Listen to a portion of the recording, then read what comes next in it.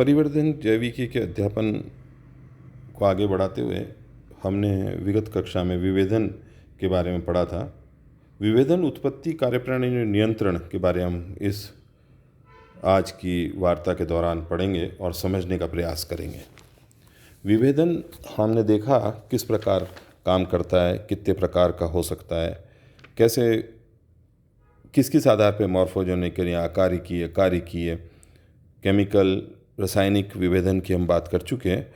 हम अब बात करने जा रहे हैं कि उत्पत्ति, कैसे विभेदन की उत्पत्ति होती है।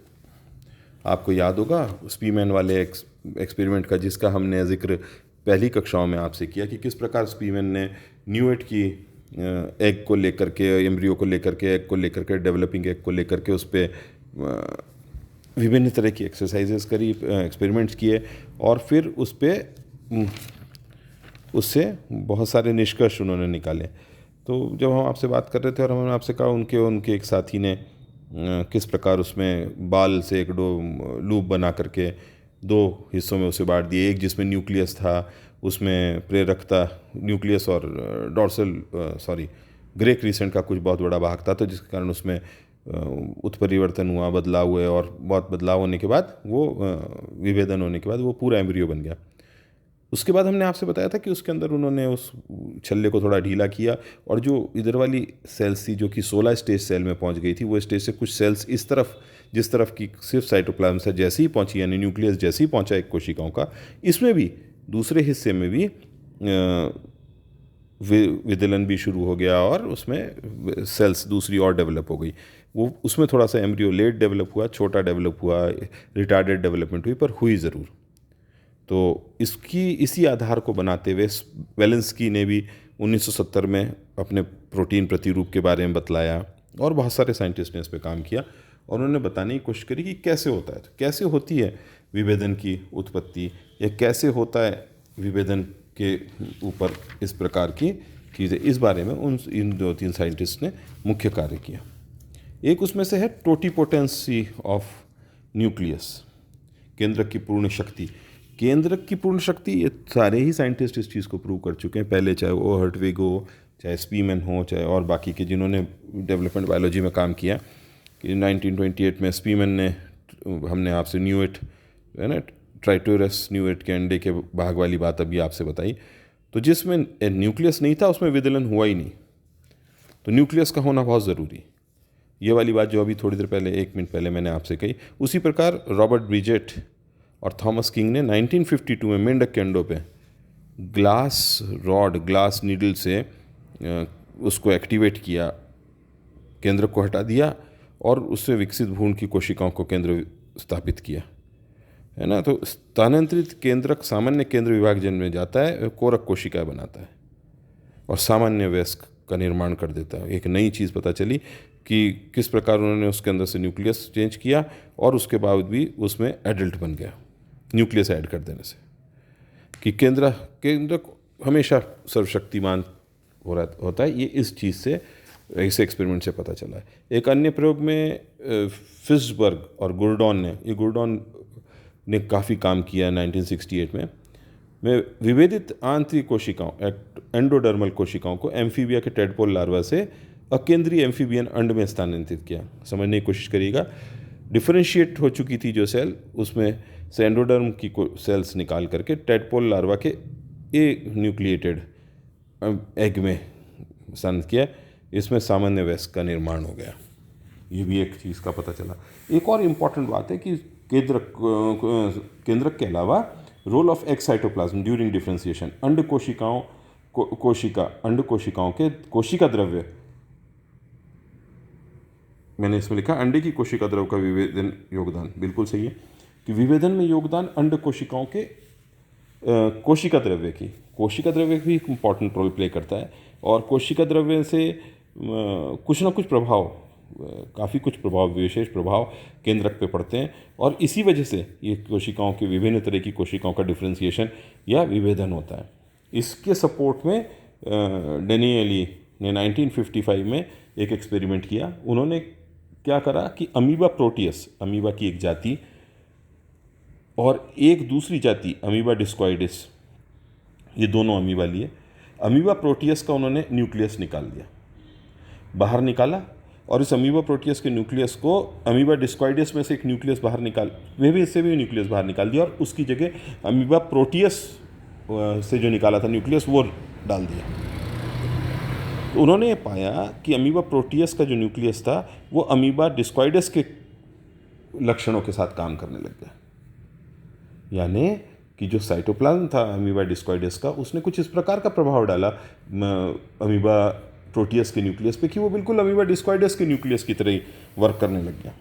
ऐसे ही मुर्रे ने 1955 में इसके मेंढक की एक जाति राना पिपिन्स पे और राना पेलुस्ट्रियस पे कई तरह के प्रयोग किए, और उन्होंने राना पेलुस्ट्रियस के अकेंद्रिक अंड को राना पिपिन्स के शुक्राणु के साथ निषेचित किया गया, मतलब न्यूक्लिएटेड एग लिया, न्यूक्लियस नहीं था, राना पेलुस्ट्रियस के एग में से न्यूक्लियस निकाल दिया और उसे राना पिपिन्स के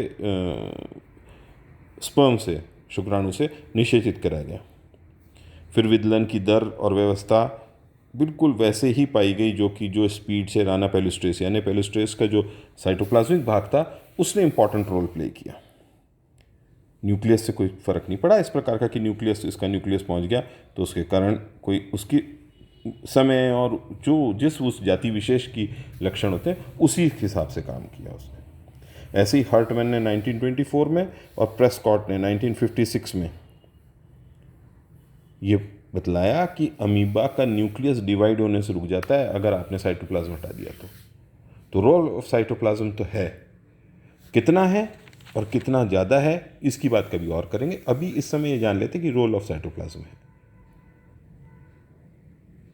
क्यों? क्योंकि आरएनए का संश्लेषण, आरएनए का बाहर से आना, और अगर साइटोप्लाज्म में वो सब चीज़ें गुण नहीं होंगी जो डीएनए से प्राप्त होंगे तो साइटोप्लाज्म सपोर्ट नहीं करेगा किसी भी तरीके से। तो हैरिस ने भी 1965 में मुर्गे की इरिथ्रोसाइट्स को मनुष्य के ट्यूमर कोशिकाओं में प्रवेश कराया, मुर्गे की ब्लड सेल्स को मानव के ट्यूमर कोशिकाओं में।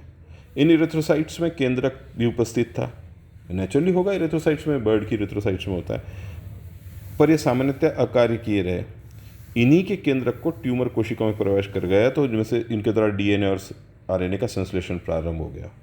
जब ये बिल्कुल इनसे वो थे, रुके हुए थे, स्टिल थे, तो जब इसको इंट्रोड्यूस करा तो उसमें ज़्यादा, इससे कोई ज़्यादा चीज़ क्लियर नहीं होती, लेकिन ये ज़रूर है कि साइटोप्लाज्म का रोल कंफर्म होता है। तो सारे प्रयोग जो ऊपर हमने जो बात प्रयोग करे उससे निश्चित प्रभाव पड़ता है। ये निकला कोशिका द्रव्य से, तो हमने इसको हमसे मेरा मतलब है लेखक ने और साइंटिस्ट ने इसको 3 हिस्सों में बांटने का कि भाई क्या क्या हो सकता है। 3 स्थानों पर हो सकता है, तो गुणसूत्रों में, ट्रांसक्रिप्शन में और ट्रांसलेशन में। तो गुणसूत्र तो जीनोम हो गया। तो अगली स्लाइड पे हम ये देखते कि देखें कैसे कैसे फ़र्क पड़ सकता है। तो देखिए जीवों में विभेदन का प्रभाव पड़ सकता है, डिफरेंशिएशन का इफेक्ट इन जीनोम, डीएनए के रासायनिक परिवर्तन में, कि डीएनए में रासायनिक परिवर्तन हो जाए, क्योंकि आरएनए बदल जाएगा, डीएनए की मात्रा में वृद्धि हो जाए, बहुत ज़्यादा डीएनए की मात्रा बढ़ जाए, है ना, तो उसके कारण बहुत इसी के अंतर्गत ये डीएनए के मॉडिफिकेशन के अंदर क्रोमेटिन का ह्रास हो जाए। तो बवेरी ने 1889 में नीमेटोड्स परजीवी में इस चीज़ को देखा कि समय के साथ केंद्रक सक्रिय ध्रुव के पास होता है, तो जब वो वहाँ होता है तो कोशिका द्रव में अगर उसको धक्का देकर कोशिका द्रव में कर दिया जाए या कहीं और कर दिया जाए तो वो उतनी इफेक्टिवली काम नहीं कर पाता।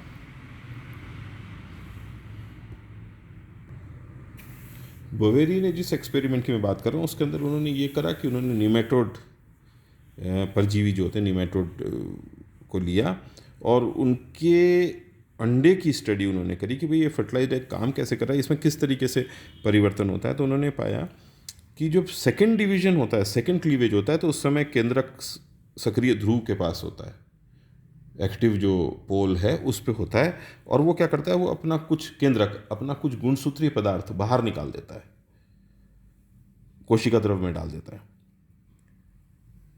इसी प्रकार की क्रियाएं और कोशिकाएं भी करती हैं, है ना। तो 32 कोशिकाओं वाली अवस्था में सिर्फ 2 कोशिकाओं में पूर्ण क्रोमेटिन पदार्थ उसमें रह जाता है, बाकी सब अपना पदार्थ उसमें डाल देते हैं, साइटोप्लाज्म में डाल देते हैं। तो इसके कारण सबके अंदर क्रोमेटिन का ह्रास हो जाता है। जिन दो में ये मटेरियल बचा रह जाता है वही आगे चल के जिनमें पूर्ण क्रोमेटिन मटेरियल बता रहता है ना, जिनमें क्रोमोसोम की संख्या ज़्यादा रहेगी, क्रोमेटिन मटेरियल पूरा रहेगा, वही जनन कोशिकाएं बनाती है, वही जनन कोशिकाएं बनाती है। इस प्रकार कोरक के विभिन्न कोशिकाओं में क्रोमेटिन की भिन्न भिन्न मात्रा उपस्थित हुआ है। कितनी इंपॉर्टेंट बात है। कोरक वही है, मॉर्यूला वही है, जाइगोट बन रहा है, बहुत सारी सेल्स एक समान है, लेकिन सब में अलग अलग तरह की अलग अलग नंबर के क्रोमोसोम्स हो गए। देखने और स्टडी करने और इंटरेस्टिंग बात है कि उसमें अलग अलग गिनती हो गई, और इसके कारण डीएनए की मात्रा अलग अलग हो जाने से विभेदन हो गया, अंतर हो गया। तो ये है जीनोमिक इफेक्ट। कभी कभी जीन एम्प्लीफिकेशन भी हो जाता है। ये तो क्रोमोसोम या क्रोमेटिन मटेरियल का ह्रास होना हुआ, और कभी जीन एम्प्लीफिकेशन भी हो गया। तो एम्फीबियन अंडों में निर्माण के दौरान एक अवस्था में आरएनए का निर्माण अत्यधिक सक्रिय होता है, आरआरएनए का। तो कर रहे आरआरएनए का संश्लेषण कर रहे। तो हम आपसे कह रहे थे जीन एम्प्लीफिकेशन के बारे में, जीन प्रवर्धन के बारे में, या डीएनए का बढ़ जाने के बारे में। तो ऐसी अवस्थाओं में देखा गया कि समसूत्री विभाजन, एक सेकंड, जीन एम्प्लीफिकेशन की जो मैं बात कर रहा था उसमें यह है कि एम्फीबियंस में पाए जाने एम्फीबियंस के अंडकों में इसका निर्माण के दौरान एक अवस्था देखी जाए, इसमें आरआरएनए की बहुत ज़्यादा मात्रा बढ़ जाती है। अक्सर ये ऐसे जगह पे देखी जाती है। इसका मैं एग्जांपल पहले ही बता दे रहा हूँ कि ये जाइंट क्रोमोसोम्स जहाँ बन रहे हों, जहाँ पर पॉलीटीन क्रोमोसोम्स हों, ऐसे लैम्ब्रुश क्रोमोसोम्स हो, वहाँ पर ये देखने को मिलती है टीआरएनए व एमआरएनए का संश्लेषण कई ज़्यादा मात्रा में। तो होता यूँ है कि इसमें लगभग ऑलमोस्ट 1000 न्यूक्लियोलस देखने को मिल जाते हैं, और ये सक्रिय रूप से आरआरएनए का संश्लेषण कर रहे होते हैं कि इनकी वृद्धि होती है। समसूत्री विभाजन के बिना ही जीन एम्प्लीफिकेशन हो जाता है। यानी क्रोमोसोम की संख्या तो उतनी रहती है, पर जीन एम्प्लीफिकेशन बहुत हो जाता है, जीन बहुत ज़्यादा मात्रा में हो जाते हैं, और ऐसे देखने को मिलता है। इसमें ये जीन एम्प्लीफिकेशन की प्रक्रिया को देखने देते हैं। कभी कभी इसमें अनुवांशिक विक्षिप्ति या लीजन्स पड़ जाती हैं, उस वजह से भी इसमें फ़र्क आ जाता है। ऑक्सफोर्ड यूनिवर्सिटी के एक शोधकर्ता ने जीनोपस लेविस पे काम करते हुए ये देखा कि एक म्यूटेंट उस पे देखने पे उन्होंने पाया कि एक केंद्रिका केंद्र में पाई गई, जिसमें सामान्यतः एक केंद्र में 2 केंद्रिका पाई गई, और केंद्रिका पदार्थ की कमी किसी प्रकार के सामान्य परिवहन को प्रभावित नहीं करती है। तो म्यूटेंट प्रजनन कराया गया तो उसमें प्रभाव देखने को मिला, और ये प्रभाव ये देखने को मिला कि उसके अंतर्गत जीन का गुणसूत्र में 28S 18S आरआरएनए जीन्स का विलोपन हो गया। यानी पर्टिकुलर जीन्स जो कि एक संश्लेषण का काम करती हैं, उनका विलोपन हो गया, जो इन आरएनए का संश्लेषण में मदद करती है, और ऐसे ये म्यूटेशन की वजह से देखने को मिला। तो हमने आपसे डीएनए के, अब नेक्स्ट में आता है डीएनए में रासायनिक परिवर्तन पे भी हो सकते हैं, chemical changes in DNA. Alkylation और मिथाइलेशन इसके 2 कारण होते हैं कि अल्काइलेशन हो जाए और मिथाइलेशन हो जाए। अल्काइलेशन में डीएनए में न्यूक्लियोसाइड के क्षार में परिवर्तन होता है, इसके न्यूक्लियोटाइड के बेस में परिवर्तन होता है, तो इसके परिणामस्वरूप इसमें चेंजेस आ जाते हैं। और मिथाइलेशन के अंतर्गत मिथाइलेशन हो जाए अगर डीएनए के अंदर, तो उसमें भी रिप्लिकेशन में दिक्कतें आती, पुनरावृत्ति रिप्लिकेशन में।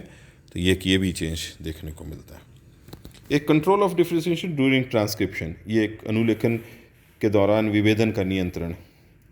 जब भ्रूण में परिवर्तन हो रहा हो और गुणसूत्रों की उपस्थिति में जीन्स प्रोटीन संश्लेषण की क्रिया के दौरान अनुलेखन स्तन पर निम्नलिखित विधियों द्वारा नियंत्रण किए जा सकते हैं। ये इस प्रकार लिखा हुआ है, जिसको मैंने आपको बताने का प्रयास किया कि हिस्टोन प्रोटीन्स का एक इम्पॉर्टेंट रोल रहता है। हिस्टोन प्रोटीन्स को बहुत जिम्मेदार ठहराया गया कि साहब हिस्टोन प्रोटीन्स की उपस्थिति ही डिफरेंशिएशन में काम करती है। इसलिए बहुकोशिकीय प्राणियों में जिनमें हिस्टोन मौजूद है, उनमें डिफरेंशिएशन देखा जा सकता है। ऐसे ही बहुत सारे बातों के अंतर्गत ये हिस्टोन जिसमें नहीं है, उनमें विभेदन नहीं होता, उनमें एक सिमिलर सेल्स बनती है, सिमिलर काम होता है। बैक्टीरिया, प्रोटोजुअन्स और नीलहरित शैवाल में हिस्टोन नहीं पाए जाते, ये सिर्फ बहुकोशी के जंतुओं में और पादों में पाए जाते हैं। तो इनमें हिस्टोन का रोल है। नो हिस्टोन नो डिफ्रेंसिएशन, ऐसा बेलेंस्की का मत था। बेलेंस्की ने ऐसा लिखा था कि अगर हिस्टोन नहीं है तो कोई डिफ्रेंसिएशन नहीं होगा। ये रिसेंट खोजों से और बहुत सारी स्टडी से पता चला कि हिस्टोन के एसिटाइलेशन से डीएनए में जीन ट्रांसक्रिप्शन की गतिविधियाँ होती है, और ये डी एसिटाइलेशन से इनका निरोधन होता है। एसिटाइलेशन हो जाएगा डीएनए का तो गतिविधियाँ हो जाएंगी, और नहीं डी एसिटाइलेशन हो जाएगा तो निरोधन हो जाएगा। तो इसमें डीएनए और हिस्टोन बहुत इंपॉर्टेंट रोल प्ले करता है। हमने जो बात विभेदन को लेकर करी, उसमें हमने आपको मॉर्फोलॉजिकल, केमिकल और बहुत सारी बेसिस के बारे में बताया। बहुत सारी बातें अपने लेवल, फर्स्ट ईयर लेवल से ऊपर की बातें हैं, जिनको कि हम ज़रूर करेंगे, आगे भी करेंगे। हमने आपको बहुत सारी इन्फॉर्मेशन दी, उसमें से कंट्रोल की जहाँ बात कर रहे थे, और मैंने आपसे कहा हिस्टोन प्रोटीन का रोल रहता है, उस पर से इसी प्रकार से हेटेरोक्रोमेटिन रेगुलेशन भी बहुत इंपॉर्टेंट रोल प्ले करता है। जहाँ हेटेरोक्रोमेटिन होते हैं वहाँ गुणसूत्र की जो क्रोमेटिन मटेरियल वो बहुत टाइटली पैक्ड होता है, वहाँ पर आरएनए का अनुलेखन नहीं होता, तो उस वजह से हेटेरोक्रोमेटिन भी एक इम्पॉर्टेंट रोल प्ले करता है। और अम्लीय प्रोटीन्स द्वारा भी जीन का नियमन होता है ना, नॉन हिस्टोनिक प्रोटीन्स के वजह से भी। ट्रांसलेशन लेवल पे एक इम्पॉर्टेंट बात है जो शायद मैंने इसमें लिखी है कि during control of differentiation during transcription and control at translation level, दोनों ही, अनुलेखन के दौरान विभेदन का नियंत्रण और अनुवाद स्तर पे भी नियंत्रण, दोनों तरह से नियंत्रण हो सकता है। तो मैंने अभी जब आपको हिस्टोन की बात करी, वो बात थी अनुलेखन के दौरान, यानी कि ट्रांसक्रिप्शन के दौरान। मैंने जो जीन रेगुलेशन की बात करी, वो हेटेरोक्रोमेटिन की बात करी, वो ट्रांसक्रिप्शन के दौरान, और ट्रांसलेशन के दौरान भी होता है। MRNA, RNA important role play करते हैं अनुवाद करने में और पदों को मिलकर। तो इसमें कभी कभी इस जो ये क्रियाविधि नियमन, जो रूल रेगुलेटरी एक्टिविटी है, नियम क्रियाविधि है, उसमें कभी कभी प्रॉब्लम आती है। एमआरएनए की कोशिका से कोशिका द्रव्य में जाने की गति, केंद्रक में एमआरएनए का टूटना, एमआरएनए का कोडिंग गोपन हो जाना, विशिष्ट नियमनकारों अणुओं को एमआरएनए पर प्रभाव, कुछ कुछ ऐसे भी केमिकल्स होते हैं, रेगुलेटरी केमिकल्स जो एमआरएनए को कंट्रोल करते हैं। एमआरएनए का ह्रास हो जाना, विनाश हो जाना, डिस्ट्रॉय हो जाना, राइबोसोमल डिस्पैरिटी हो जाना, दोनों राइबोसोम के हिस्से अलग अलग हो जाना, राइबोसोम 2 हिस्सों का बना होता है, वो 2 हिस्से अलग हो जाना, पॉलीपेप्टाइड चेन्स जो बन रही है उनके कुंडलन में फ़र्क आ जाना, ये भी हो सकता है। और बहुत सारे प्रोटीन संश्लेषण को प्रभावित करने वाले कारकों में से उनसे भी होता है। तो बेरिल ने 1971 में लेवल्स की बात करी कि कई तरह के लेवल होते हैं, अभिवेदन की अवस्थाएं होती है, प्रारंभिक, विभेदित और इस प्रकार की अवस्थाएं की बात करी।